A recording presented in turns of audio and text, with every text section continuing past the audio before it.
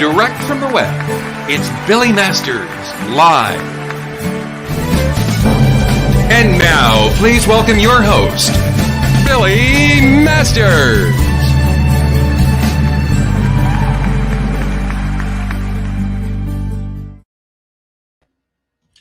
Hello, everybody. Welcome to Billy Masters Live. I am, of course, your host, Billy Masters, just making sure the mic is on. We've got quite a show today, I have to say. This is one. First off, let me just say this. I made a mistake.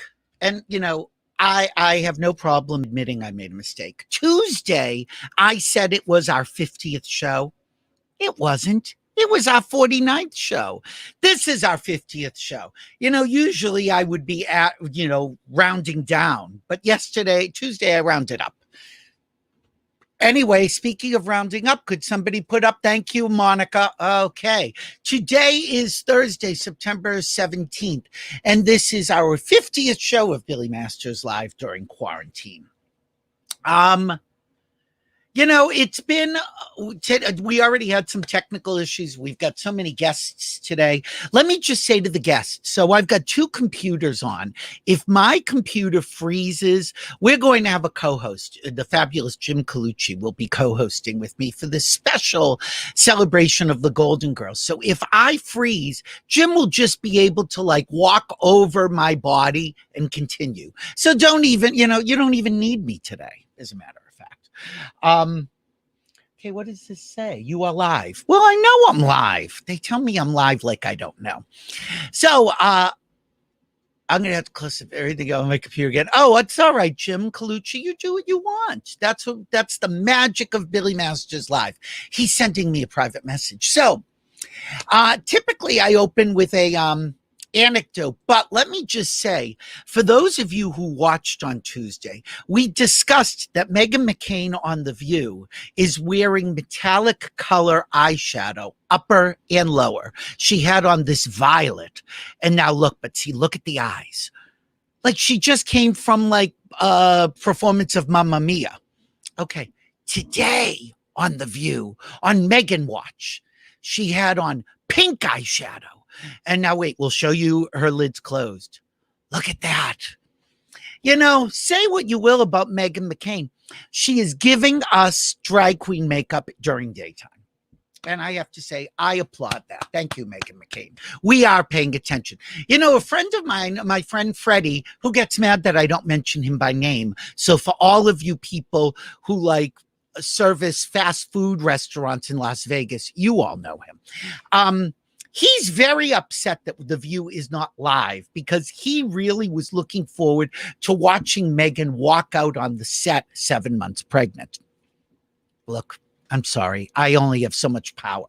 But if you noticed on The View that they have this wall of people applauding, like they zoom in just to applaud.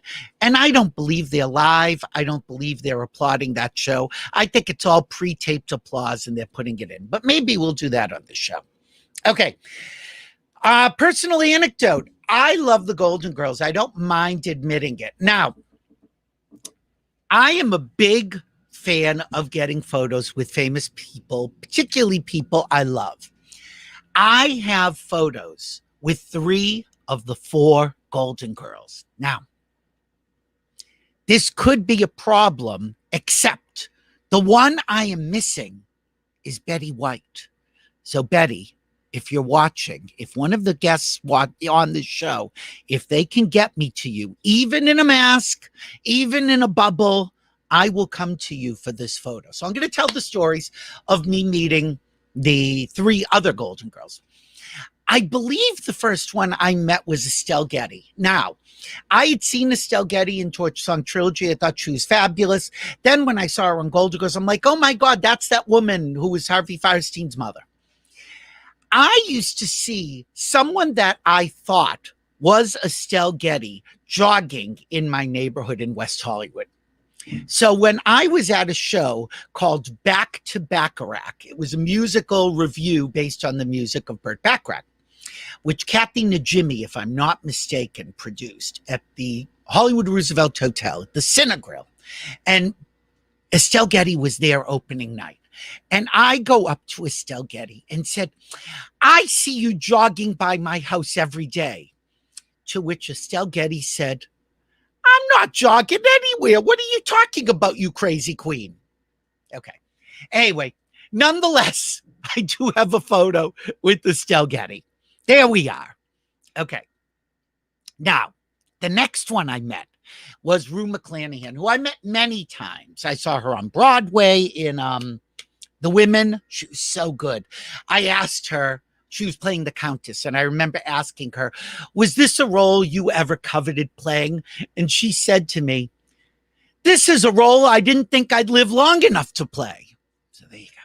But I saw her in a very strange play down at the Cape Cod Playhouse called Communicating Doors. It was sort of a time travel thing. There was a parallel universe. It was very confusing. I asked her about it. She said, honey, I don't know what it's about. I just read the words. Anyway, I waited in the parking lot to meet Rue McClanahan. This was the very first time. You will notice I am wearing a fanny pack. I am known for wearing fanny packs. So I don't care what any of you say, because there I am with Miss Rue McClanahan. There were two pictures. That was the better one. God, I'm looking very busty there. And notice that I decided to wear a tank top with a shirt over it like a shell, because the women on Golden Girls did this all the time. So see, this is an homage to Rue McClanahan. B. Arthur I met several times earlier. And there's a funny story behind the B. Arthur picture, which is that it was the opening of the El Portal Theater in North Hollywood. And all these old stars came back to raise money for it. And I had heard from a friend of mine that B. Arthur had done a reading of the musical version of Thoroughly Modern Millie with Kristen Chenoweth as Millie. Neither of them ended up doing the show on Broadway. Oh my God, look, hold on. If you can hear me, wait, see, it's happened. I've frozen. Hold on. Jim Colucci, go in and just say something so that, hold on, wait, I got to get you in there. All right, Frank DeCaro, say something. Where are you? Can I add you? Yeah. Technical Okay. difficulties. Yeah, talk. That was it. That's all I've got. Is he was experiencing technical difficulties. So he was at the El Portal Theater, and he was going to meet B. Arthur. And that's as far along as I know with the story. So I can tell you this, though. I live with the world's foremost Golden Girls authority, who is sneaking up behind me now. And I'm going to hand it off to him right now. No, you stay there. Hop in. Go ahead. Hey, technical difficulties solved. I'll just join in with Frankie. The more the merrier. Here, this is how you save the day. Here. Come here. Really, the more the merrier. If you're going to talk to anybody, you talk to this one. And she enjoys watching Golden Girls with us, too, right? Now that you're a Golden Girl, Gabby? She is. Yes. She's a whole bat now. Hi. Hi, Stan. How are you? So Good. I think we should finish the story. So he was at the opening of the El Portal Theater, and B. Arthur was there, and she obviously was not wearing any closed-toed shoes. Now, because that's typically for B. Now, do you know why she never wanted to wear shoes, like covered her toes, Frank? I mean, Jim, sorry. I mean, I know she didn't like shoes anyway, partly because she had a thing about her height, and she didn't want to be any taller. Flatter the better. Yeah. But yeah, she always wore sandals when I saw her. So yes, I've been to the El Portal Theater. I actually saw Rip Taylor do his show. You remember Rip Taylor with the confetti? We saw his memorial service there, I think. Was that the theater we were in first? I don't remember. Maybe it was the same show. He killed him at this one, I could say. I have to say. Yeah. Oh my God, you people are terrible. Shut up, all of you. God, you expect that professionals can just jump in. I was finishing your story. Oh, I'll finish my story. All right, now my lighting's off, but who cares? Okay, so anyway, let me finish the story, and the Zoom is off. You know what? Now you've seen the room. Okay, so I'm at the El Portal Theater, and B. Arthur is there. And I went up to B. Arthur and I said, friends of mine worked with you in the Thoroughly Modern Millie workshop. And she just gave me this B. Arthur look, the slow burn look. And I said to her, and I heard you stop the show. She started talking to someone else, looked back at me, looked again twice. So I got the B. Arthur double take. Here is an awful photo. Look at my face. All right, I'm not going to even discuss my face, but look at B. And I think B is probably saying, could you just get me another drink, you big queen? Okay, so anyway, finishing the B. Arthur story. B. Arthur I asked her if she was going to do Thoroughly Modern Millie when it went to Broadway. And she said to me she would not. And she said, there is a reason I will not do Thoroughly Modern Millie on Broadway.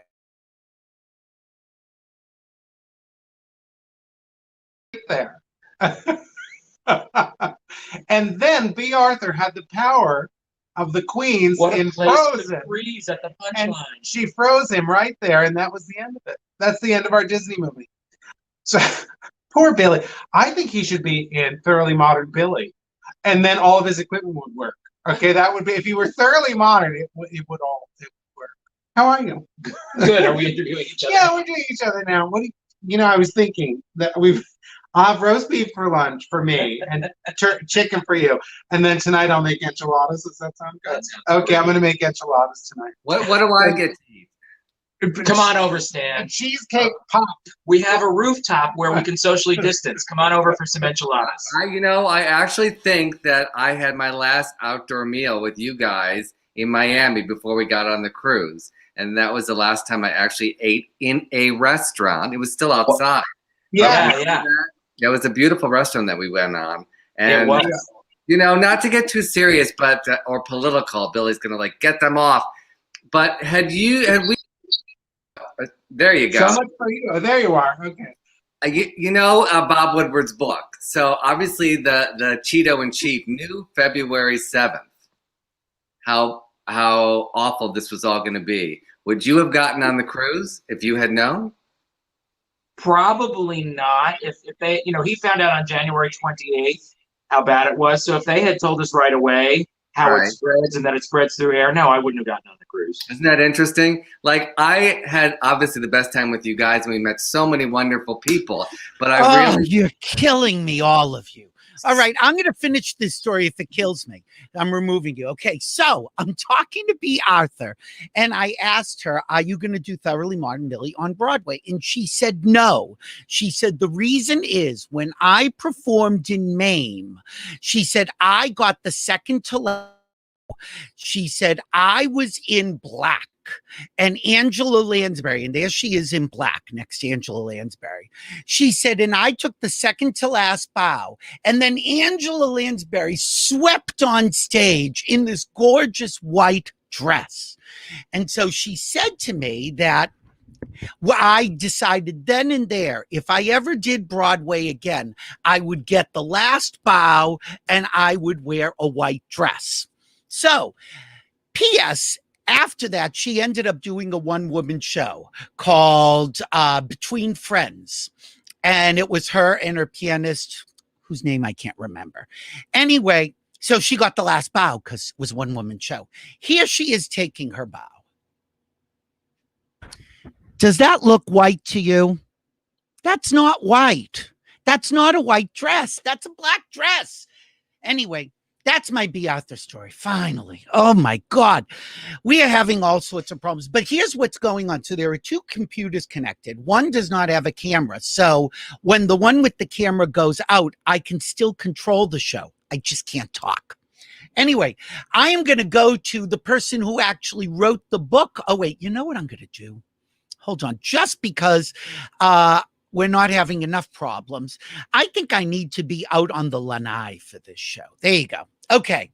I'm going to be out on the lanai, and I'm going to have a drink because I need a drink. And this black thing I'm going to put by my mouth. Okay. I call him Shamar. Anyway, and I am going to bring out the person who actually wrote the book on the Golden Girls. It is called Golden Girls Forever. There it is. And I found somebody is selling it on eBay, signed by Jim Colucci. But we don't need to have him sign it because he's here. Mr. Jim Colucci, who says Frank DeCaro, but it's really Jim Colucci. Hi, Billy. So, Jim, tell me about the book. What made you write it? Well, can you still hear me? I think I'm Yes, frozen. I can. Okay. I had always loved TV books as a kid. And back in the days before the internet, you couldn't really get information about shows. You couldn't Google anything. And so I would get the little bit of information that I did from the question and answer columns in the local TV guide, the little TV section of the newspaper, or in TV Guide magazine. And when I started writing for TV Guide magazine, I remembered how I loved books about TV, but they often weren't really detailed enough, and they didn't give you the in-depth dive that you wanted to take into a show. And so I wanted to get into that field, and what show better to write about than the one I'm most obsessed with, The Golden Girls. Sure, and I think it's not only is it a great book, but it's a beautiful book. I mean, it's really like a coffee table book in many ways. Thank you. Yeah, I intended it to be that way. I wanted it to be read. You could read it in a couple of different ways. You can read it through the chapters that are narrative. You can read about how the show developed, and you can read also just little bits and pieces of it, so that you can really use it as a reference guide. You know, you can read about an episode and then go watch that episode, or vice versa.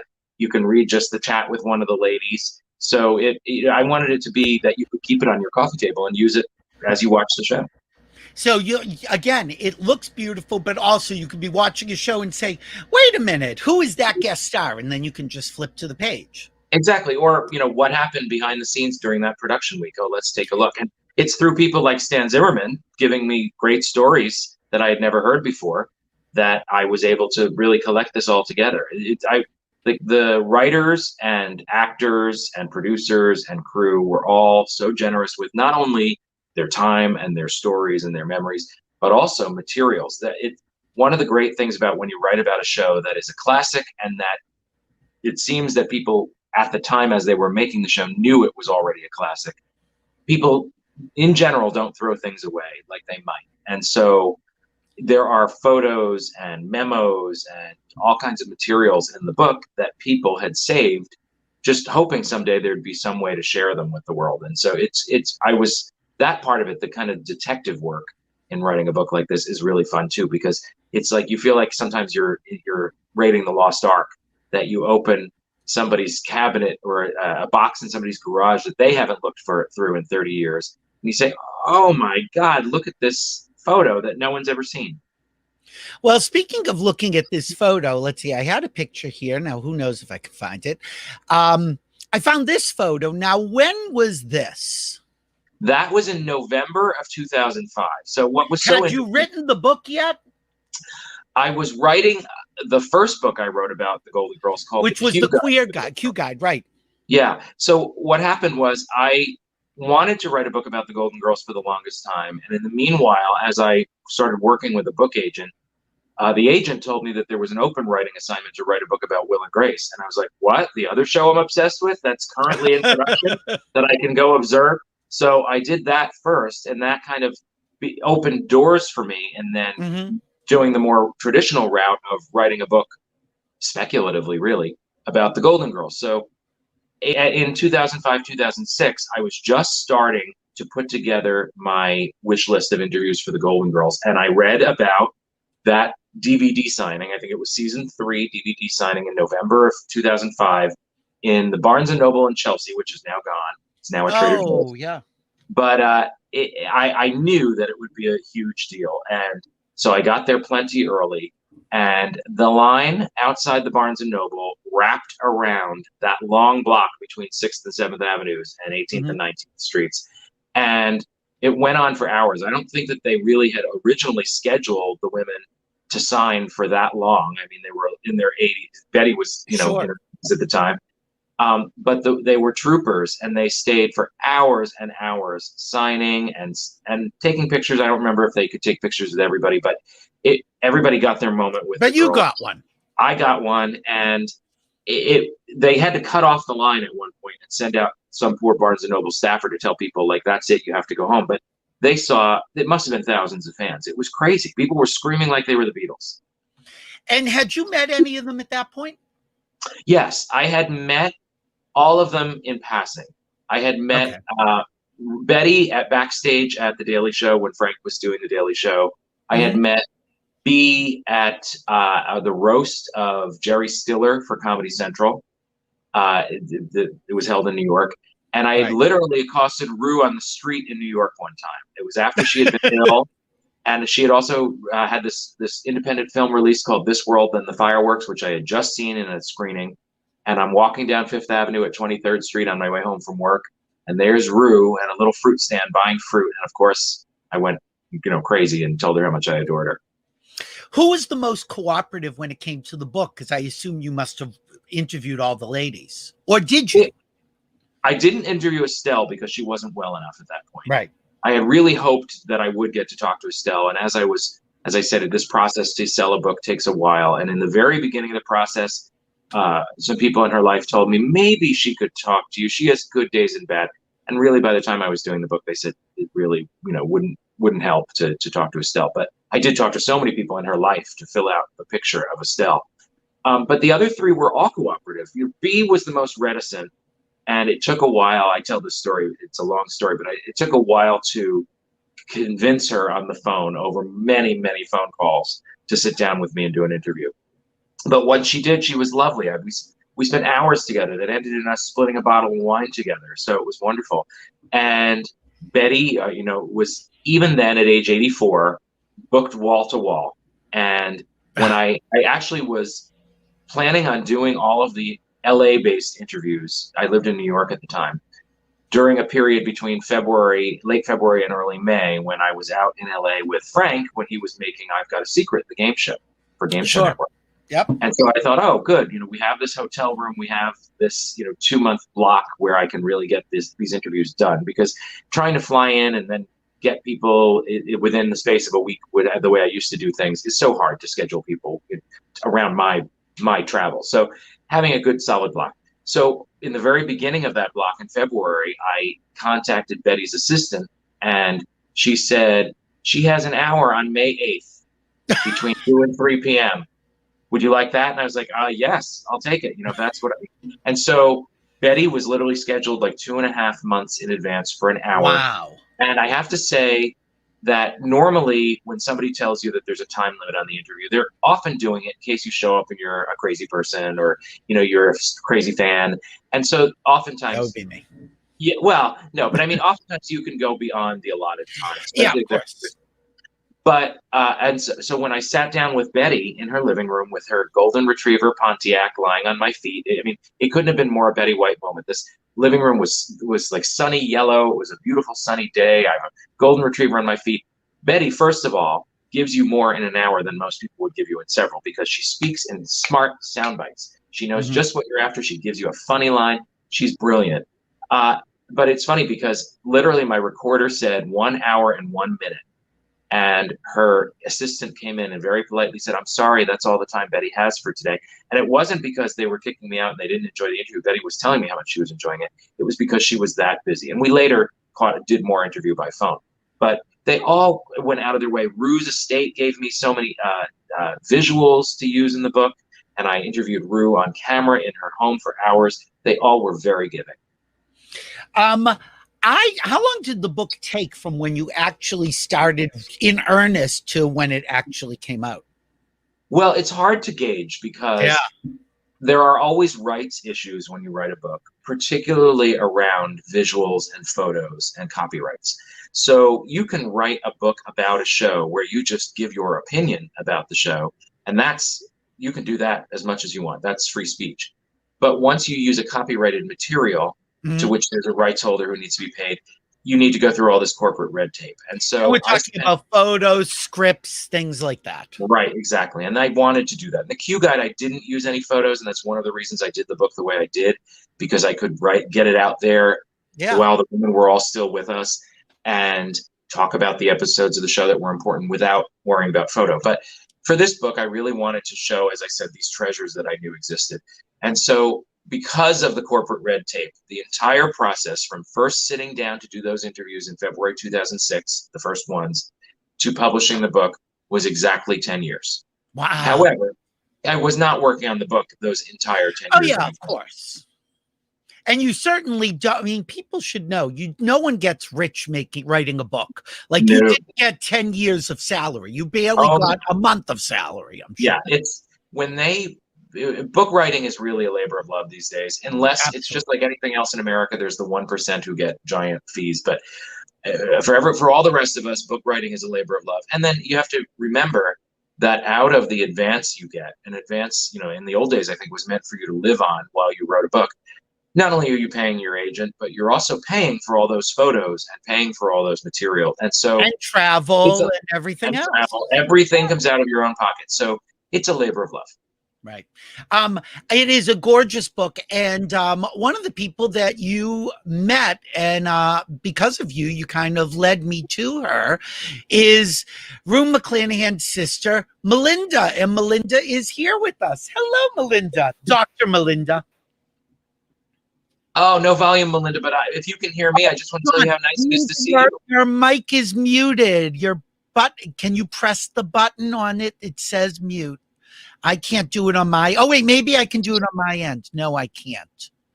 Melinda, I'm gonna bump you from the studio. Come back in and you can solve it.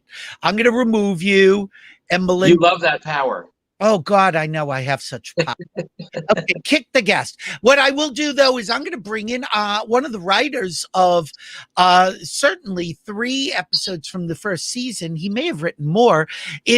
Oh God, he's given himself a doctor title. He's no doctor. He's a whore. He's Stan Zimmerman.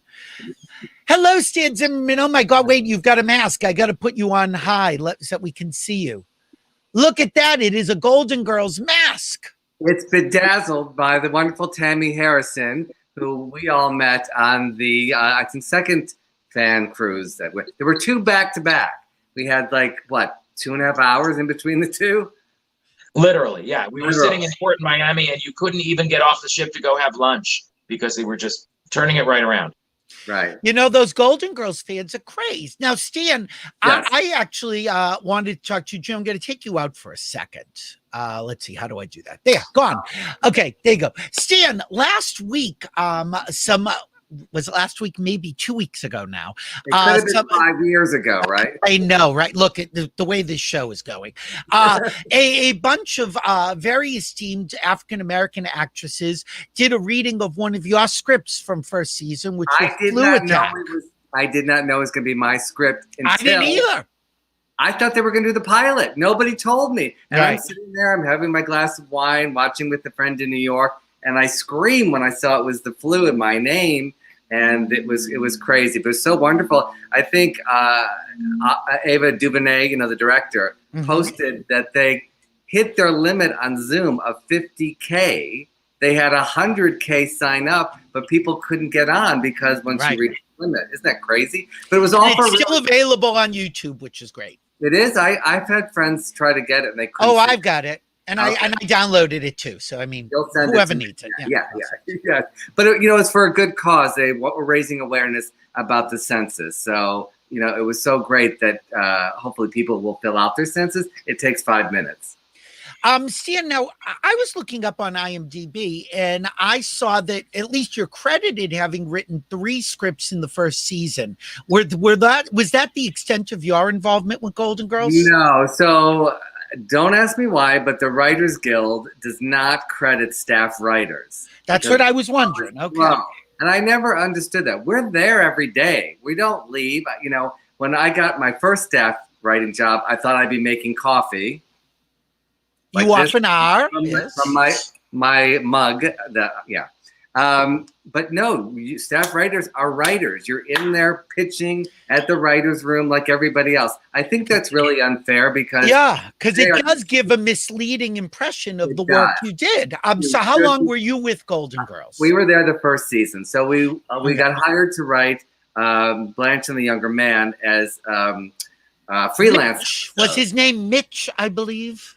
It was Dirk. Oh, Well, all right. Dirk, how dare you? It was How Dirk. dare I? I'm sorry. Yes. All right.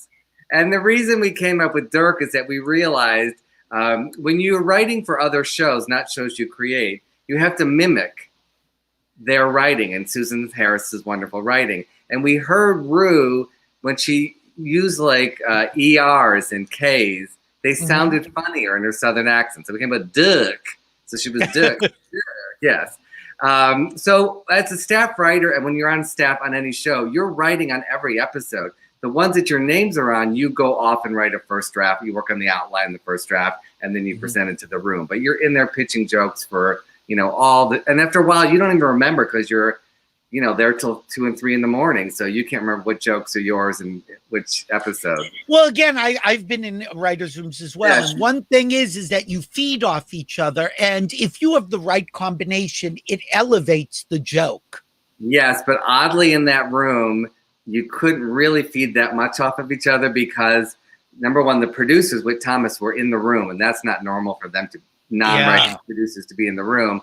And I think everyone was so scared that first year that you would write a joke down on your script and show it to the person next to you. And if they said, go pitch it, you would pitch it, which to me, I learned that I don't think that's the best way to have a room. You want a room where I say the stupidest things and you're sitting across from me. You can't see what I wrote.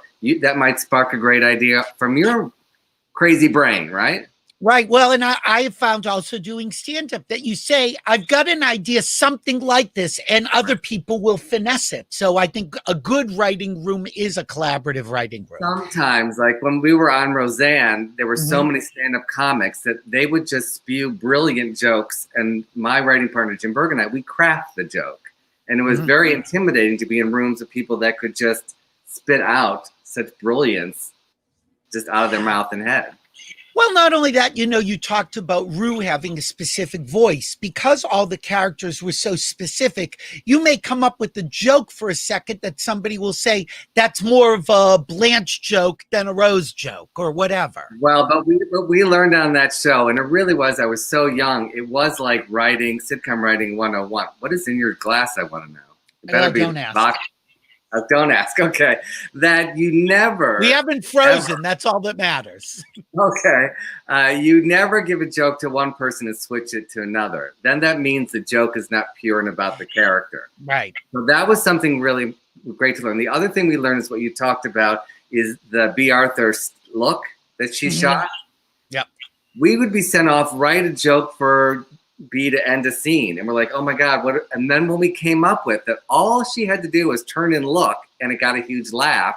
It was like that saved us an hour of coming up with jokes, but it was so specific to her, and I've not known any other actor that can get a laugh just by that. The double take, yeah. We call this shooting a look, but well, I mean, dude, she shot them literally. She would shoot them that stare. And I would love when she would go to the door. She would always, she would leave at the right moment and still give the look over the shoulder. Oh, so, yeah. Brilliant. Okay, I see we've got Melinda back. So, Stan, I will be back with you in a few moments. Oh, God. Oh, look, I'm still on the lanai. And I'm here with Melinda McClanahan. Are you there, my darling? I am here now. Can you hear me now? I hear you perfectly. Melinda, now, you first off, what I love is that you interact with fans, that you were on this Golden Girls cruise with the boys. What is it like for you to sort of continue that tradition of your sister? Oh, it's the most heartwarming thing you can imagine. I was just thrilled on that cruise to see so many people that love my sister, that still love my sister, and she made a real change in a lot of people's lives for the better. And somehow that carried over. I was just going to say, I've got a photo of you guys from the cruise. There you are. Oh yeah, there I look am. At that. Well, what I'm wrapped in there is I got to tell you this story. It's a quilt I made, but Rue and I had the habit of giving each other really dumb, silly Christmas gifts for years and years and years. Well, 3 or 4 years before she died, I got this big box for Christmas, beautifully wrapped, opened it, There's a black trash bag in there, and it's filled with 104 shoulder pads that she had cut out of her costumes from the Golden Girls. And I said, oh, I've got to do something with these. So her birthday was in February. So I said, I'm going to make a quilt. Okay. It's not big, not enough shoulder pads to make a huge quilt, but I can make a little one. So I spread these shoulder pads out on the floor, and I pinned them, and I sewed them, and I did the backing and the batting in the middle and all this stuff, you know. Well, as it turns out, my random design developed sort of a erotic look to them, but I didn't mean anything suggestive. It just happened. Well, she loved it. Right in the middle, I had two red shoulder pads that would open, and a pink one sticking through like a tongue, and you know, imagination from there. Well, I gave it to her for her birthday. And she said, she put it around her shoulders, and she said, oh, if you'd made it just a little bit bigger, I could have worn it as a stole. I said, well, forget that. Well, when she died, I told her son, my nephew, Mark, I said, one thing I want is that shoulder pad quilt. So when it came time for the cruise, I thought, that'd be kind of fun to take along and show on the cruise. Oh, yeah. Well, the audience, the fans just went nuts. They just loved it when they saw it. Yeah. Well, I think that also real fans also know that Rue had it in her contract that she got to keep most of the costumes. Well, fans may know it, but I didn't, because that's not what she told me. I did wear one blue dress on the cruise that she gave to me that was from one of the shows. So, oh, really? Yeah. So that was a big hit too. And there are I saw a lot of pictures online of you and Rue as kids. And so I just want to show some pictures. So how old are you here? Yeah. I'm 5, Rue's 10, and that's mother in the middle. Oh God. And you all look so much alike. Yes, we have some strong genes running through there, don't we? And what about this picture? Oh, we traveled a lot. Mother loved to fish, and we'd tag along with her. And I don't even know where that was made, but Mother owned a beauty shop. She was, our home was Annie Mame. Yeah, but she would take off in the summers and go places, and, we would tag along. But and I must tell you this picture, I just love. Yeah, that was at Bar Harbor, Maine. Oh, wow. 1980. I had gone up. I was doing a 2-week class at Jackson Laboratory there in genetics. I was a professor of genetics. And so Rue joined us for a weekend. And we're sitting down on a rock. There we are. I still own that sweatshirt. I still wore. I think I wore it yesterday. Yep. and this picture as well. I mean, again, very fashionable. Oh my! I was in graduate school there, and Rue was in California working at the time. I don't remember exactly what year that was, but those yellow belt bottoms were quite the thing. I want to tell you though. Go ahead, I want to tell you something. Yes. About our childhood. Rue was the perfect big sister because she took claim for my birth. She begged mother, said, I want a little sister. So that's how I came to be. If it's true or not, I don't know. I'll never know. But from the time I was born, that woman treated me beautifully. She included me in everything she did as we were kids. We both took piano lessons, played duets. We both took dance lessons and, did a lot of dancing performances together. And she was so kind to me that we just had a wonderful relationship. But we were real funny. We liked to crack each other up. And as many kids do, we develop alter egos. So we each had an alter ego. Mine was like the Oliver Hardy, and she was the Stan Laurel. So she was the straight man. But I never said a word. My character didn't speak. It was all pantomime and expressions. Well, I could crack her up just with the look. And I continued to do that right up till the last moment she was on this earth. And when she received her Emmy in her acceptance speech, she actually said, I'd like to thank my sister Melinda, who taught me what funny is. Oh, wow. And I thought that was just a wonderful tribute to our relationship. Did you know, obviously you were talking to her when she started Golden Girls. Did she know from the beginning that it would be a hit? No, she didn't. No, she didn't. She was very surprised at it. Of course, she was ecstatic that it was. Sure. It maybe caused me a little bit of trouble at first. But really? How? Well, Stan and Jim and Frank have heard this story, but I'll tell it real quick. Tell me. Okay. This was, in the mid-'80s, and I was a department head at a state university in Louisiana. And Louisiana, is kind of a different place on earth. It's Napoleonic law and it's the Bible Belt. Well, Sure. I was divorced. I was single. I was the department head in science, and I was the boss of 15 PhD tenured men. Wow. So there I am, maintaining my credibility day by day. And Golden Girls is a smash hit. So she's on Johnny Carson. He says, well, tell me, it's a wonderful show, just a great hit. How did you come up with the character of Blanche?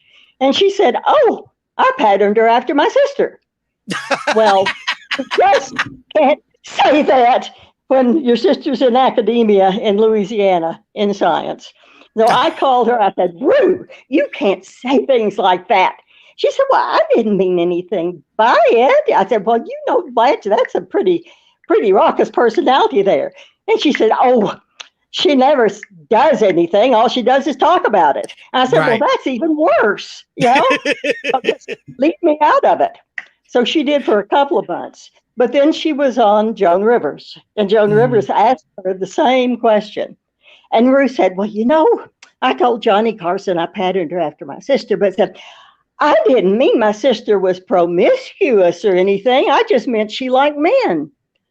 Well, that just did me in, because word went across campus like wildfire after the first time. The next day, I'm at work. I have to go see my dean about some matter. And the building, second story, I go up, and his office had a little ante room in the front with a couch on it, waiting area. And I minded my business, looking straight ahead, walking through the dean's office, and this man sitting over here reading the journal. And as I passed by, he looked up and he said, I'm sure glad you're not promiscuous. And then put his head back. And I thought, oh my God, now even the salesmen know it. So it was a fun experience, but it was a little bit trying at times. I mentioned at the beginning of the show when I met your sister, and I met her a couple of times, and she was the most and I've met many people over the years, and there are people who are different levels of graciousness. Some are not particularly gracious with fans. Some will stay forever. She was somebody who had enormous patience, and even if she heard something a million times, she wanted to give the fans their moment. Was that something that was important to her? It was paramount importance. Absolutely. Yeah. I've been with her. We'd be at a 7-Eleven or picking up fruit or something, and someone would come over and want an autograph or just wanted to say hi. And it didn't matter how tired she was or what we were doing. Every time she was gracious, she would talk to them, she'd smile, and she would be a very sincere, down-to-earth person. That's one of her qualities, I think. She never let it go to her head. There was a photo I saw from the cruise, and this one just makes me smile, which is somebody wearing Blanche's wedding dress. It just, do you meet fans like this all the time? Oh, no, I didn't even know they existed till I went on the cruise. Really? No, there were 2 cruises back to back. And the first and you didn't know? There were almost 600 fans on the first one and close to 1,000 on the second one. Oh and they were everyone wanted a picture with me and a hug, and to tell me how much they loved Ruth. So no, I didn't know. I knew I've traveled around the world, I've taught in China and Singapore and Belgium stuff. And there are always people there who know about the Golden Girls and get excited when they hear my voice, because I sound so much like we sisters sounded alike. Of course. So I knew there were fans around the world, but I didn't know they were as dedicated and as absolutely, overwhelmingly, adoringly in love with the Golden Girls as they are. Which is great. I know I only have you for a few more minutes, so let me bring everybody in. Stan and Jim and God, Melinda, hi. there you go. Now you know Melinda really Here has we a all are. Brooklyn accent. She's not really that has that accent. It's really Brooklyn, right, Melinda? All right, now we sound alike, but my accent's real and hers was fake. So there you go. I want to point out that you mentioned that blue dress, that photo you were wearing the dress you mentioned. Yeah. Oh yes, right. Way to From go. the show. Yeah. Hold on. Here it is, right here. This one. And that's from the show, correct, Melinda? That's right. Melinda, is that's the dress that you got from Rue. And that Yes. woman won the costume contest, the one that looked the That's most right. like. And just Right. because, Stan, you are a ham. Obviously, there's one of you there. I got one too. She also looked so much like Christine Taylor from my Brady Bunch movies. It was kind of freaking me out. Or maybe it was the vodka and the ship. Might have been. Oh, yeah. Well, I'll drink to that. Oh, wait. I've got to get out of the lanai. Hold on. Where can I go now? I've got so many. Oh, you know where I'll go? Let's go into the kitchen. Oh. Because that's where all the gossip always happened, was in the kitchen. Melinda, was Rue a gossip? Would she sit down at the kitchen table eating a cheesecake and just gossip or talk about sex? Absolutely not. That's why she said she patterned her after her sister. No. Rue never So you did would, that. but you would. Oh, no, I wouldn't either, really. Honestly, we No. weren't gossips. We weren't gossips. She was a real homebody. She wasn't a party girl at all. She loved handicrafts and pet her animals. Jim, when you were researching the book, I'm sure that you found that a lot of those kitchen scenes were really pivotal to the show and the show's success. People waited for them. Well, I know Stan will probably say the same thing because they discovered it early on that the cheesecake scenes, as they started to call them, were the most fan favorites, and they were the place to get out some great stories like St. Olaf stories and still advance the plot. And it really takes a great combination of great acting and great writing to be able to have a static scene like that, where you can just have people sitting around a table talking. Because not every writing staff and not every cast could pull that off. It might get boring if you didn't have the top-notch talent. It's funny because I forgot. I was listening to the interview that Morton Berry did, and they asked why cheesecake. And it's something that I now realize I've taken with me on every other writing job, is that we sat around and said, yeah, ice cream would be the typical thing. What could be different? And that's how cheesecake came. So now whenever we're in a writing room, we're like, yeah, that's the typical choice. Let's see if we can flip it or find just a different, substitute for that. And Wow. knew? And I think on one of the first episodes, it was ice cream, wasn't it? With those little wooden spoons that I never understood. They didn't always eat cheesecake. Sometimes there was fudge or there was ice cream or whatever, but it was mostly cheesecake, and they became known as the cheesecake scenes. And they kind of, like with a lot of things in a sitcom writer's room, you discover things by accident that work. And once it works, you keep going with it. Sure. Melinda, was there a part of the show that you liked the most about it? I liked the way that the four women played off each other so effortlessly on screen when it wasn't really that easy. Huh? They had four different personalities, and not all four of them always meshed, and yet put them on screen and get those cameras rolling, and everything was perfect. What was the biggest difference, Melinda, between Blanche and Rue? Every way you can imagine. Goodness me. Of course, Rue was married 6 times, so I'm not saying she didn't like men, but Rue had a much more fragile nature to her than many people know about. You know, she Really? wanted to be loved. She wanted to do right. She wanted to be the best, and she wanted people to love her. And sometimes that didn't happen. And you know, she was a bit more fragile, I think, than Blanche could ever have been. And before I let you go, I just have to ask, did you have a preference between her work in Golden Girls and her work in Maude? Was this something that you preferred?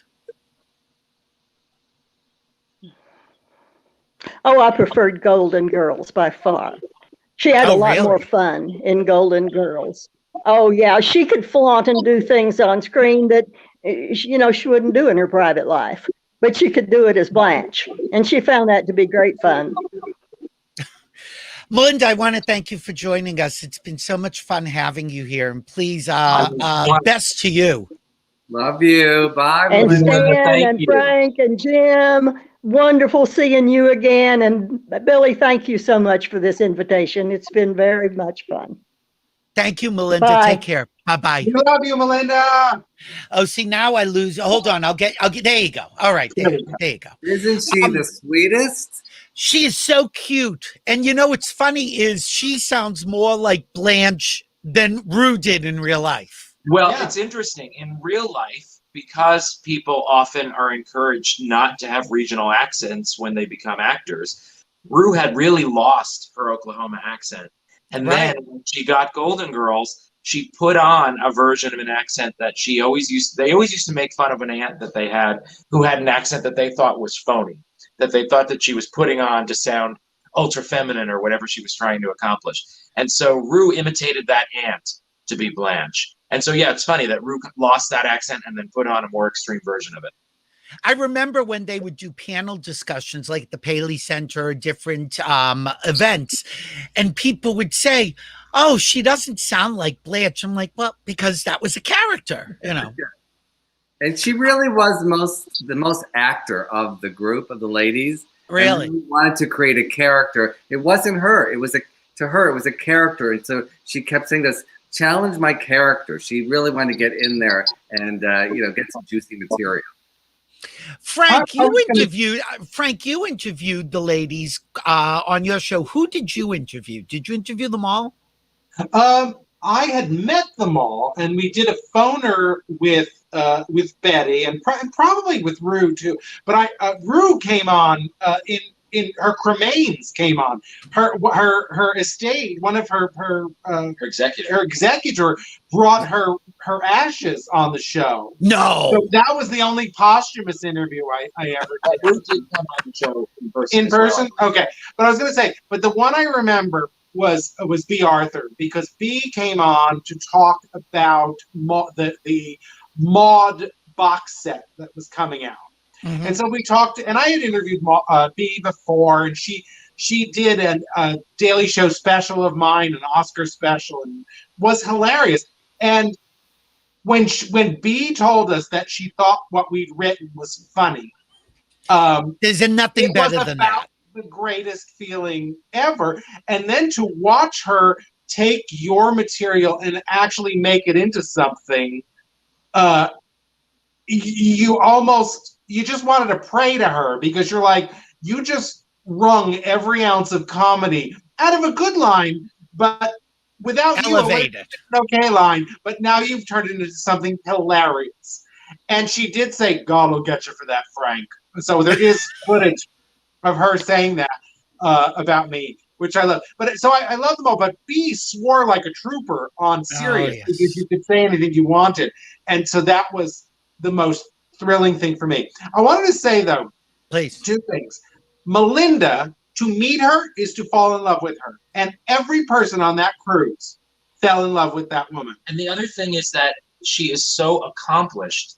I mean, we were talking before the show. Yeah. Well, that's the thing. I mean, and she doesn't have an ego about it. So I'm going to say this for her. To describe her as Rue's sister is just one small facet of the many careers she's had. She's been a pioneer in academia. She's been a woman in charge when there were no women in academia. A researcher. She is such an impressive person that Golden Girls is just one topic you could talk about with her. And she's not promiscuous. So don't get And she's not. Well, maybe a that's little what bit. I said. Yeah, but she does. But and I was going to say the other thing I was going to say and pay tribute to Rue. The thing I always remember, Rue gave an interview, and she may have said it to you, but I'd seen her say it on television. She said that when she realized that the key to her relationship with Sophia was to laugh at the awful things Sophia said about her, rather than get offended. That to me was such a key thing and such a smart acting choice. But it really actor, yes, that's an actor thinking, how am I going to, be in the room with her and not have a negative reaction to her? That's a smart. And I thought that was really a tribute to Rue McClanahan to make that choice. Well, it's, I remember Betty White had said that everything she says, she takes literally. So if you said, I walked my feet off, really, they're still there. She's a very literal person. And I think all of the characters are so sharply defined. Yeah. Yeah, no, it's an amazingly written show because and congratulations, Dr. Zimmerman. But also because, you can leave the room and not be watching and double over with laughter if you're in the other room. It's as good as it plays as a radio play. It plays when you sit and obsess about it. It plays when you're half watching it. And it also plays on repeat, that you will find layers that you never even noticed. Every once in a while, I will see something and say, how did I miss that all these years? Often because and that there's happens all the such time. an amazing amount of jokes packed into that script that when you think of an episode and you think of your top one or two favorite in that script, and then you watch the show again and you're like, oh, wait, I've even forgotten about that joke because it was overshadowed by all these others. So many shows, you're lucky if you laugh once. And this show, you laugh throughout. Let me just go. We got so many comments. First, Shishi LaRue is watching us. Love you guys. Hi, Shishi. Oh, my God. And my play mama, Jennifer Lewis, is watching us. Hi, Jenny. My God. I went on a cruise with Jennifer Lewis. I want to know about Oldish. Can I just say before we continue with these? So Jennifer Lewis they've been talking about doing something for years.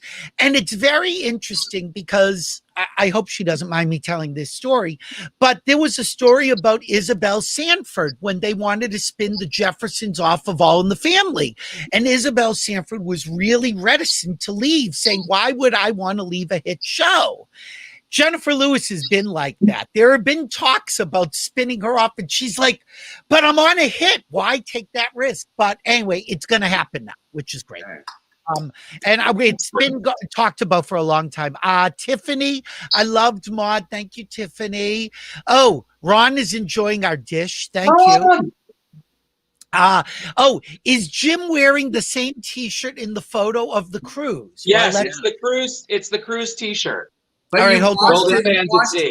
You've washed it since then, right? Is this you? All right, there you are. It has been washed once or twice, but I have 3 of them, and I keep one pristine and wear the other 2. Okay, who does your laundry? Please, and Frank does the laundry. Look, we've got these fans have eagle eyes. Let's see what other comments we've got. Claudia says, thanks for all the stories. Oh my God, our friend Stan and an insatiable bottom, Larry Blum says hi. God. And Claudia is watching from Germany. I'll have you know. Oh, is that wow. Claudia, by the way, loves the mask. So there you go.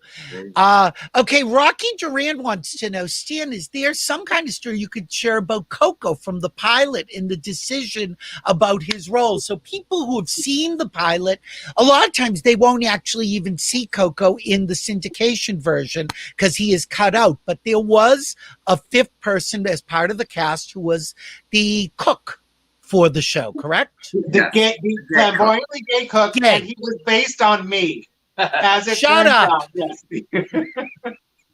Stan, go. Tell us about Coco. I'm sure Jim can add to this. So I think they thought that would be a funny person to go to for jokes. And Estelle wasn't going to be a regular. But when she came in and she would we would talk in the room, you'd give her the joke and it was like you'd see it, like baseball terms, go over the fence, a home run every time. So they didn't need another character. That was the show. So I think that was the reason why they, eliminated after the pilot. You knew the minute Estelle walked on, like she did in Torch Song. You're like, who the hell is this woman? And the way she fit in and looked with B. So I think they realized you didn't need another character. Is that true? That's what you heard, Jim, right?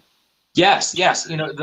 When the idea was given to Susan Harris from NBC to do the Golden Girls, which is not even how shows usually come about, there was the idea already baked in to have a gay cook.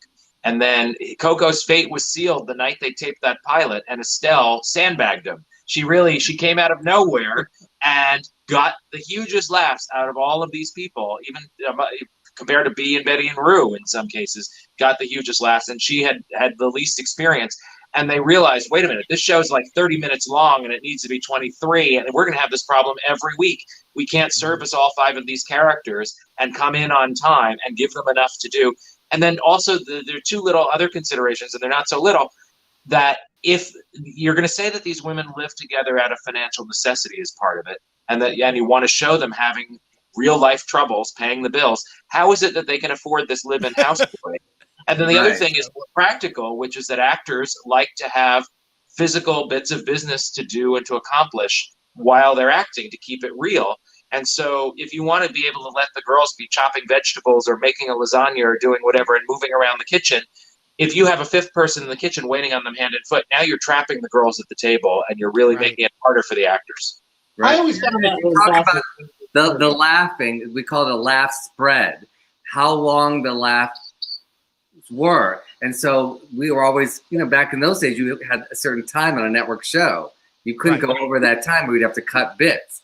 So as the show grew in popularity and the audience began to know the characters, the laughs were long. That sometimes the actors have to almost freeze because you've got to let that laughter run. You didn't have to add laughs to this show. They were there. I always find interesting when I watch the reruns how quickly they run basically to the front door. They've got to cross that set because until you get to the door, the show is on suspended animation. So they would either have lines while they were walking to the door, or they would get up and get to that door so quickly. It's really amazing. Well, Betty, Arthur in particular. Yeah, as a writer, you have to think about that, about the choreography. So you can't have what we call dead space as you would in life. The doorbell rings, you'd walk over, you wouldn't say anything. But now, even in real life, I have to have a joke to answer my door, which is very exhausting. Okay, Robert Mulder wants to know, he'd like to get his book signed. Jim Colucci, what should he do? Email me. You can email me at through my website, which is jimcolucci.com, and then click on contact. All right. Robert L. says, our good friend Robert L. Oh, God, this is endless. But he went to a taping. They didn't know Estelle had memory issues. But he said B was not particularly patient or nice with her. Do you remember that with her memory issues, Stan? Yeah. So if you notice, sometimes she's eating raisins. It's because they ended up writing the lines on her hands. And at the time, we didn't know about dementia, and we didn't know what was happening. Some people on staff were thinking, well, she's out at some premiere, because remember, she had this huge success later on in life. So why wasn't she, or that, she didn't know, like all the other 3 had been on sitcoms where lines change all the time. She'd been used to doing one script in a play for months and it's months. frozen, right? Right. So, now we know about it and we can talk, about those issues. But, and that the more she realized she was forgetting, it started building her anxiety about going to the tapings every Friday. So there was all of that. I remember reading interviews with her, and she would say something which no other actress or actor has ever said in an interview, which was when they would cut her lines, she was happy. Most people want more jokes and more lines. Jim, did you hear that from other actresses or on the show that she didn't have a problem? You need to cut the joke. That's okay. I didn't hear it from other actors, but I heard it from the writers. One of the writers I remember saying that they would write these long Picture at Sicily stories for Estelle, And then they'd see her during the week having trouble with them. And so they'd whittle it down and they'd whittle it down. And, you know, they did, of course, in retrospect, in hindsight, have sympathy for her memory issues. But at the time, they blamed it also on panic, which I think was part of it. And panic is frustrating because it you know, you get in your own head. And so they did lose patience with her. I remember one of the writers saying she'd break your heart because you'd write her this great story for Sicily and you'd have to cut it to ribbons.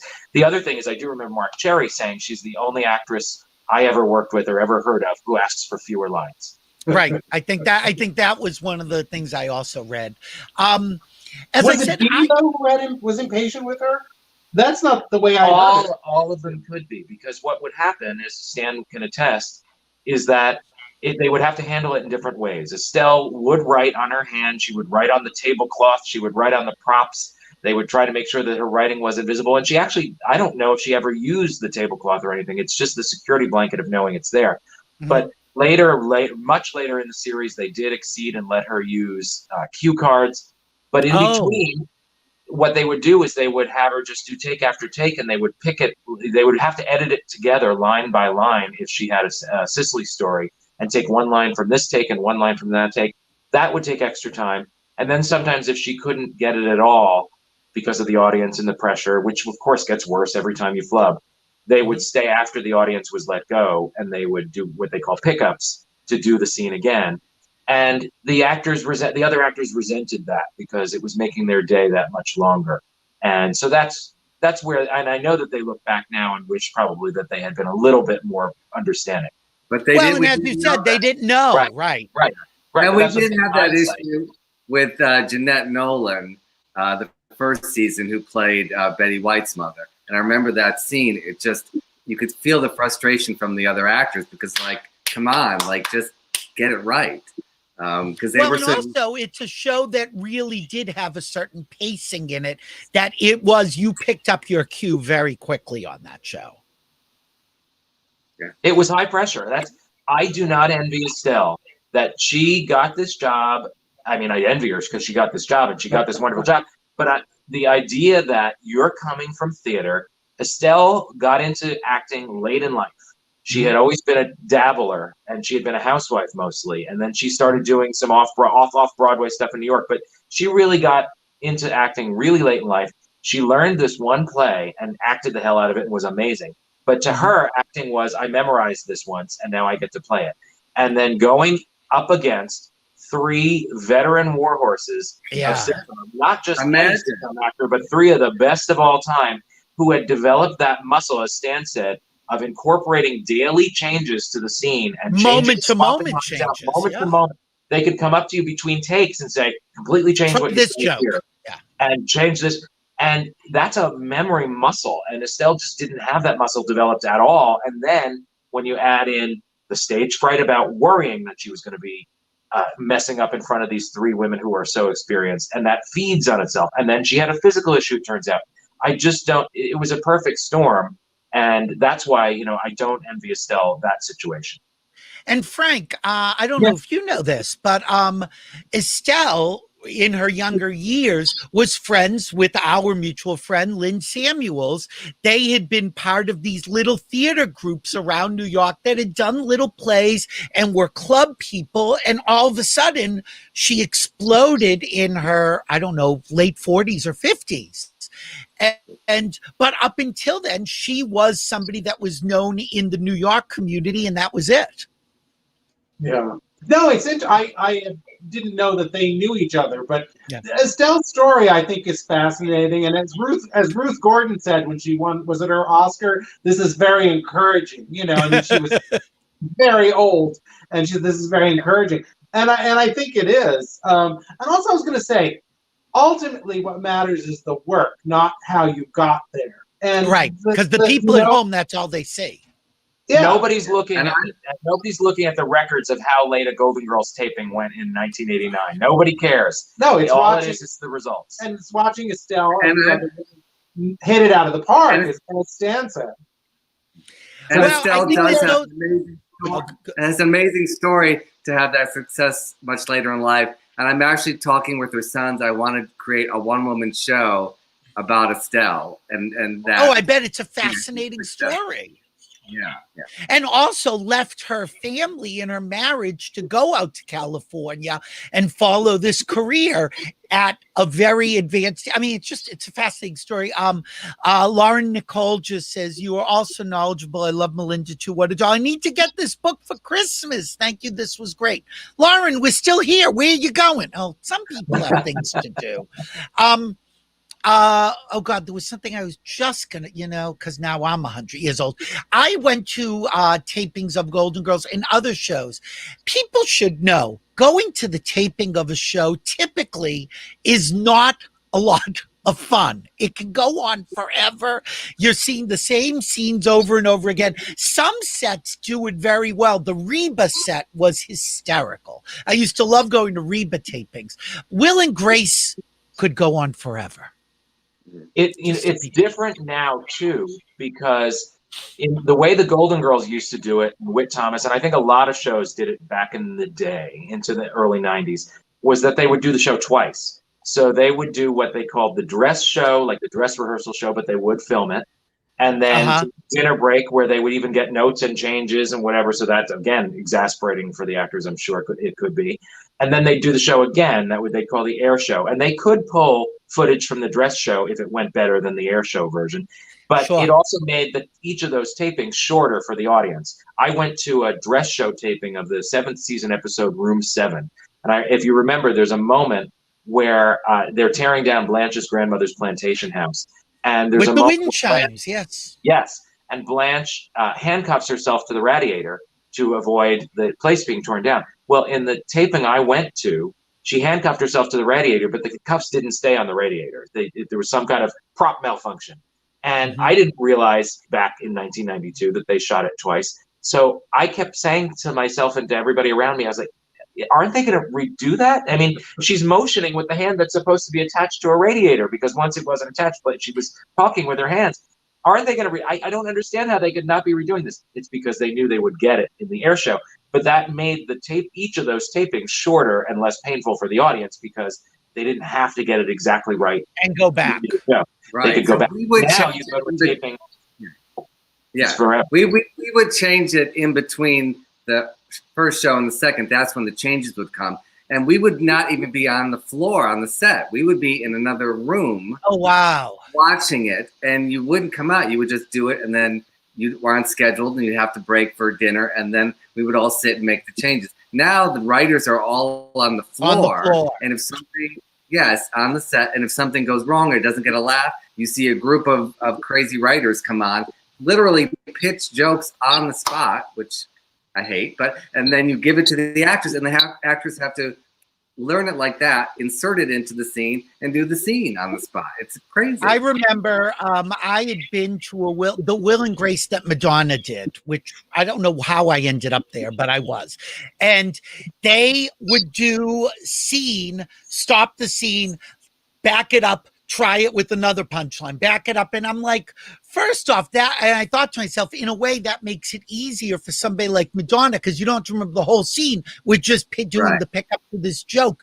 But as an audience member, you have to keep laughing. Ha ha, you're so funny, Madge, when she really wasn't very funny. And it really, it asks a lot of your studio audience, I think. And also, people should know that at least a lot of the shows I go to now are not filmed sequentially. So all the scenes that are in this room are filmed in order, and all in that room are another order. I don't know how Golden Girls was done. Stan, do you remember? You would go in order. You would go in order. Yeah. Okay, good. Just about every multi-camera show, one that has an audience, is done in order, because they need the story to make sense for the audience. But that's another thing that makes the night go longer, because every time they switch from one set to the other, they need to light the new set, move the cameras over to the new set. So that's a 10, 20-minute delay every time they switch sets as well. Right. Rocky, go ahead.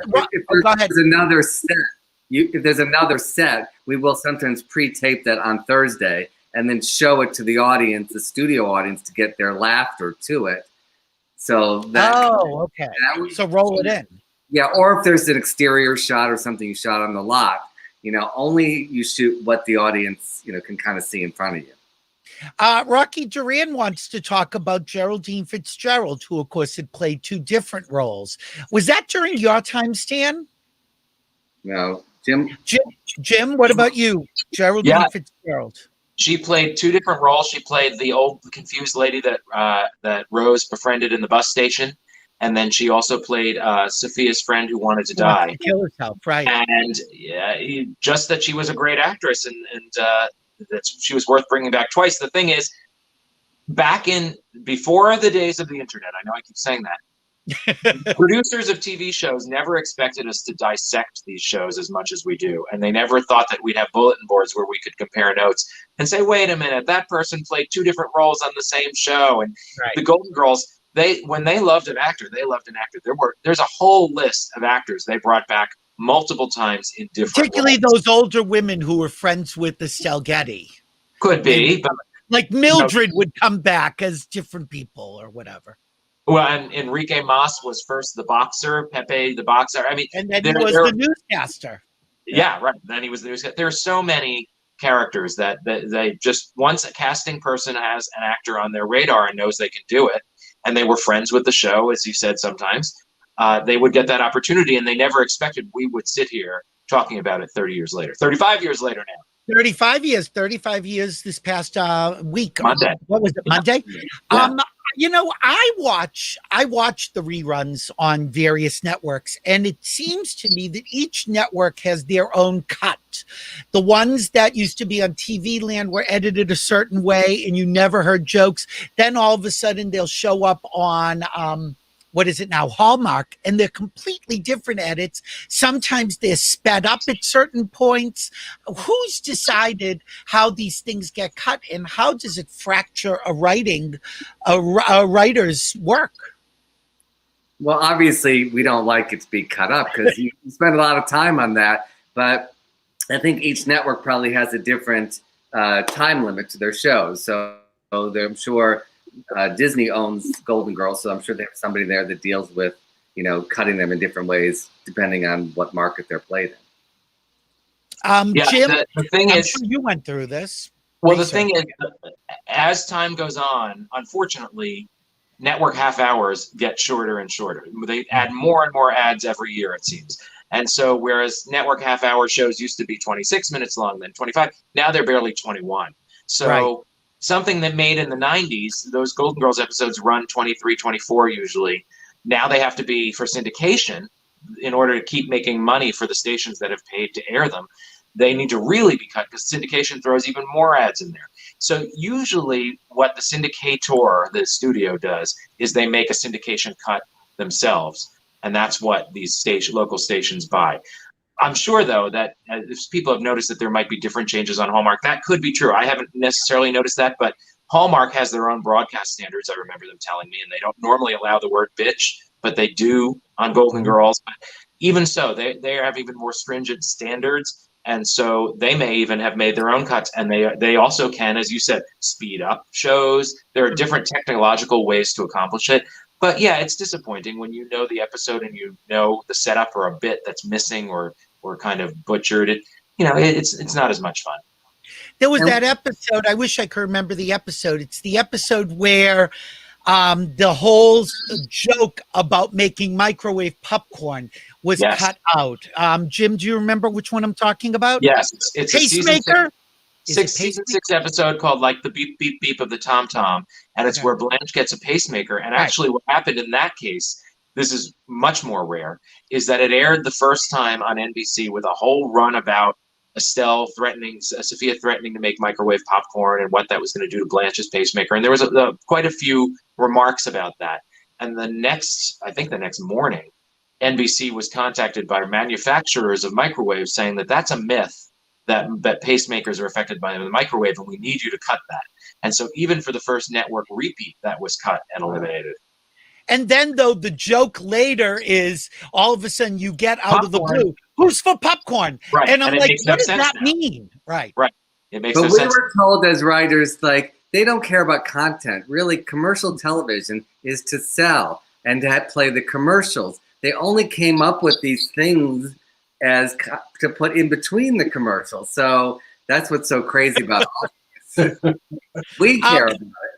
Well, speaking of censorship, so I had read last week when I mentioned that the black actresses had done Stan's script, and without any edits, any changes, just as written, worked just as well. Although, you know what, you realize how great direction is and movement, because you do miss something when people are just sitting there. But I did not know that the scene with B. Arthur's son getting married to a black woman, that episode has been cut from syndication because of this scene. This is mud on our faces. We're not really black. Is it true that that episode has been pulled from syndication? It's been pulled by Hulu. I don't know about syndication. Hulu cut it. Why? Go ahead. Tell the story. Well, I think the reasons why they would think to cut it are pretty obvious, that we're living in a very racially sensitive time. And with the Black Lives Matter movement, anything that resembles or touches on the horrible history of blackface is in question. So it really depends upon how you interpret that scene. I personally interpret it that, just like the joke in an earlier episode where Rose is dating a little person and Blanche walks out of the kitchen and says, "Shrimp," the joke is the discomfort in the well-meaning person accidentally doing the wrong thing. Right. So to me, that's the joke. It's not a joke where they're deliberately doing blackface, which would be terrible. Clearly. It's a joke about their own guilt, about it possibly being perceived as blackface. However, and the episode is also really getting people over the issues of interracial relationships. So it's actually a very positive message. It's a very positive message, and I've heard from many black fans that that's their favorite episode, because they have the moment where Lorraine, the fiance, her mother and aunts are in the kitchen with the girls in a big cheesecake scene, and they view it as, oh, look, it's the Black Golden Girls. This is what could have been if there had been 3 black women sitting around that table. And so it's very inclusive, and it's a really good entry point for black viewers, I think, to enjoy the show. However, there are going to be people who are upset at the idea that there is a reference to blackface, and I get that. And Hulu doesn't have to house that. They're in the business of making us happy. And so if they want to sidestep controversy, I can't blame them for that. Right. But the great thing about the show is that through comedy, it created discussion. And I think that's the whole point, is to discuss why we feel uncomfortable, why it would be wrong to have blackface in there. So I would hate to lose that part of it. And I would have hoped that Hulu made a whole episode and then brought new people in to talk about it. Right. I've actually pitched them doing that very same thing. I've pitched them going on camera and hosting an intro or outro to talk about it and create a discussion, much like HBO Max did with Gone with the Wind, right? There are certain historic pieces of film and episodes that we don't want to lose in their entirety, particularly this Golden Girls one, Stan, because I completely agree. It really brings up great conversation. But if there is a potential for the episode to upset some people, let's address it and just add a discussion to it. I ultimately think we'll get there with Hulu. I don't personally feel like that deletion of the episode is permanent. I think it might come back. And of course, there are other ways to watch that episode, including owning the DVDs. So I'm not concerned that it's gone forever, but I would like to see it addressed and made into a positive. Frank, you've hosted a lot of these panels with Golden Girls, both with live audiences and online. What have you found that most of the fans really respond to? Is it the women's age? Is it their sexuality? Is it their gay sensibility? What is it what people still respond to today? I think that what people love most about the Golden Girls is that it was one of the first and most brilliant examples of a chosen family sitcom, where it spoke to people who maybe didn't speak to their real biological families or had strained relationships with them. And it showed them that your friends could be as important to your life as your biological family. And in some ways they could fill in for the shortcomings of your biological family by being so warts and all welcoming. I mean, the unconditional love is really what this show is about, and I think that that's what people respond to most. I also think that the the uncensored nature of these women, because they were older, they could speak the truth, and they do, and I think people love that. I also think in doing these panels, what people like to hear is the behind the scenes story. Jim getting drunk with B. Arthur after an interview, Stan's friendship with Estelle Getty going above and beyond his working relationship, and I think Melinda making a quilt out of shoulder pads. I mean, those kinds of stories humanize these goddesses, these iconic presence, women with iconic presences, and it humanizes them, and it also makes us love them even more. And I think that I mean, and from the get-go, it was the show was very, very special, and they use that awful expression, lightning in a bottle. This was a hurricane, a tornado, a typhoon, an earthquake, all in a bottle. I mean, it was as good as it gets. You're watching four people at the absolute top of their game playing off each other, and you're not going to see people of that caliber in such a concentration again. Or if you do, when you do, cherish it and realize what you've got. Let's put it that way. I was dating, oh God, I can't remember his name, but I was dating somebody who happened to be in Los Angeles when the pilot was filmed, and he had said, there is going to be this great show. And he's describing, first off, you describe the cast and you're like, wow. And he's like, but this is the most, he said, it is going to be a huge gay hit. And I'm curious, Stan, from the beginning, did they know that these women were gay icons and that they had a built-in gay audience? We didn't know they were icons at all. Again, remember, we couldn't read the ratings on your computer. They would announce the ratings like a week later at the table read on Monday. And so it was a groundswell of like, oh my God, we're 15, we're 14, we're 5 or 1. So there was that excitement in the room, and we didn't know. We were so busy doing the show. And then I remember like the Revolver started having Golden Girl screenings on Saturday, and I was like, right. That's when I suddenly knew it had, kind of grabbed this whole audience. And I think it goes back to what Frank was saying about chosen families. And I think that's really key to why us as gay people just glommed onto this show so much. Jim, was the gay audience receptive from the very beginning, or did that take time, Jim? I don't know if it was from the very beginning. I know that the girls realized it at some point during the run because they knew that it was playing in gay bars, and they were proud of that. Betty White tells stories about that. So they found out at some point during, but in the beginning, any show is trying to get on its feet. And it's so unusual to have a show with older leads that even NBC didn't know what to make of it. And they were surprised when they tested it before it aired, that it had an across-the-board appeal. They expected only old people were going to watch it. So I think in the very beginning, nobody knew what they had.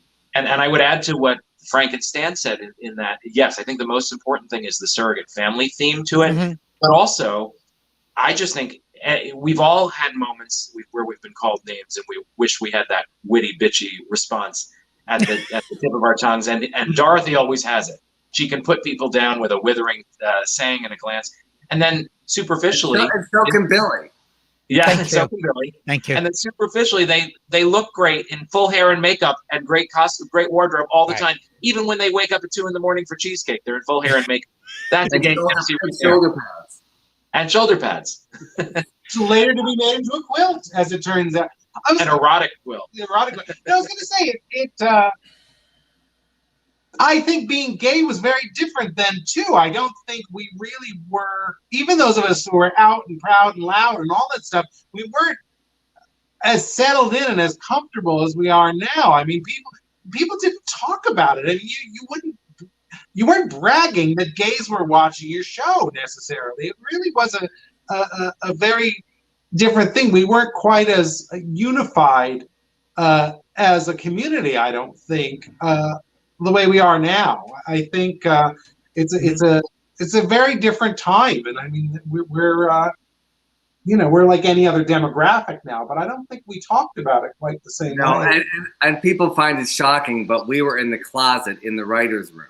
We were not allowed to be out by our representatives. I know people think that the show is so inclusive and wonderful, but Estelle was the only one that knew we were gay. She vowed to keep it a secret. Wow. Well, and the other thing is you saw the evolution because you had Rue or Blanche having a gay brother and having difficulty with it. And really each episode, a little bit more acceptance, but still trouble. So I think that was something that gay people could say, wow, that's our experience. And it makes it a little less scary when you see your favorite Golden Girl has trouble with this too. Last year, the Golden Girls house was for sale. Is it Bel Air? You'll tell me, Bel Air. Brentwood. It was this year. It was in Brentwood. Okay. So we have some pictures that were part of the listing, and you could see that the house is obviously very different than we thought it would be, including the iconic living room. But anyway, last week we saw that this house, the exterior is being changed and people are putting up a wall and gates to try to sort of stop passerbys, I guess, from stopping the current owners and using it as a photo op. Any thoughts? Well, I'm sure 20 years from now, there'll be an HG show where they'll tear it all down and they'll make it into the real Golden Girls house. And the four of us will go there, with our walkers, and we'll be special guests. Yes. I hope so. I am free. I'm free that day. So I will the funny thing is that, and I'm not exactly sure the ages. Jim will know. I think we're all probably around the ages, or perhaps even older than the women were when they started filming the show. Isn't that? But we thought they were so much older. On Saturday, I will be 51, which is the age that Rue was when she shot the pilot. That is amazing. She was only 51, but we were sort of looking at these women as over the hill, and yet they were only 51. It shows how ageist things were, and they've gotten a little better, I think, because 51 it seems a little younger now than it did probably in the 80s. But they look older. Their style of hair and clothes did seem now is much different. Yes. Past generations are like that, right? When you look at old movies and stuff, you say, I can't believe they're that young when they look so old. They had styles that made them older, and people are more youthful today at different ages. But yeah, Rue was only 51, and the idea that back then they considered that, oh, you're a Golden Girl, like you're out to pasture. Now the other three were much older than Rue. They were all in their early 60s, but still not that old. And we should mention Rue because I had found this, which I didn't know. She had done a play, a musical actually, with Dustin Hoffman. Wow. And there she is. And there, if you want to get a little look at Rue was playing with Dustin Hoffman. Hello. Rue, so, I didn't know till this past year. We were both at the same summer stock, Hampton Playhouse in Hampton, New Hampshire. Oh, sure. Obviously different years. I was a junior apprentice, and she had. How did I not even know that? And I saw her in The Women Too on Broadway. Wasn't she great? That was just such a great Jennifer Coolidge, Cynthia Nixon. It was a great show. Oh yeah, but we have a question actually for Stan. Stan, do you guys still get residuals? Yes, and I got a crazy one because they kept getting lower, to like $1.50, and suddenly they went up again. So maybe they just bundled it, and but it's quite shocking that we're still getting them. The nice thing that the Writers Guild does is they deliver them in a green envelope. So the minute that pops out of your mailbox, you get very excited. And you can deposit that $3.27 immediately. I can buy another mask. Yes. Stan, Stan or Jim, I don't know. Did you feel that Designing Women was copying the show?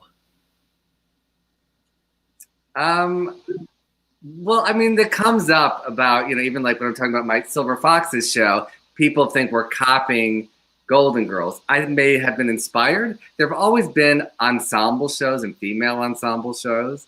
And people said Sex and the City is like Golden Girls.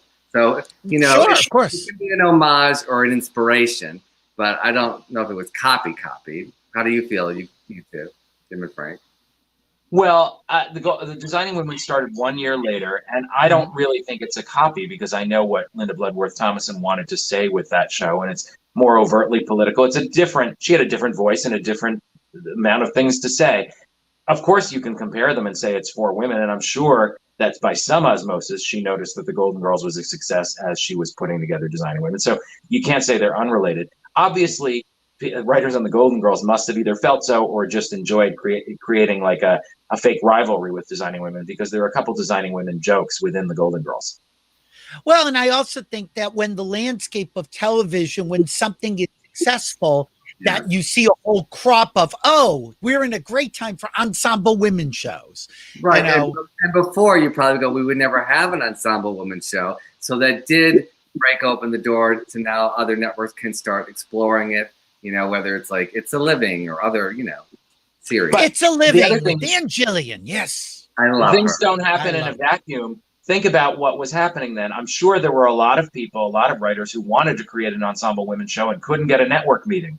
And then the Golden Girls becomes a hit. And it's not that they're copying the Golden Girls. It's that they're taking these scripts they've already written, dusting them off and going to pitch them because now there's heat in that area.